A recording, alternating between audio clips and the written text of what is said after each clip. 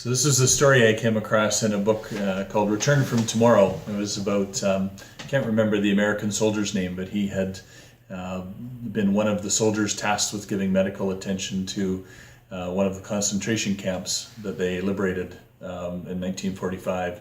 And of course, many of the concentration camp victims, they were losing them, hundreds per day just without, they were rushing medicine and food to them, but really couldn't stop that. And it was during this time that they met a Polish fellow.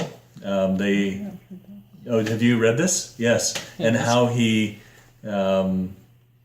basically had lost his family when the Germans had invaded Poland. They lived in the Jewish section of Warsaw, and his family, his wife, and he had 2 little sons and 3 little daughters. They'd basically been lined up against a wall and shot with machine guns. So he had been in this camp for 6 years on the same starvation diet, on the same disease-ridden barracks, and looked like he had been there really days or maybe weeks. And he had the same amount of energy, if not more energy, than the American soldiers who'd just arrived. And just the compassion that he showed for the fellow prisoners, helping them to recover, was amazing.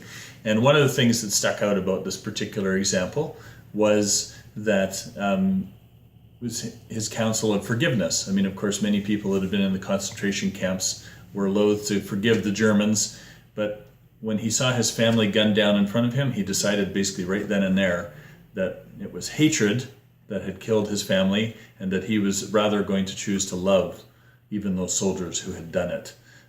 And so he made that decision almost on the spot. And he decided that every person that he came in contact with from that day forward, he would love. And that was probably, we know why he looked the way he did. He was unaffected by the conditions of the concentration camp, even though he'd been there for 6 years.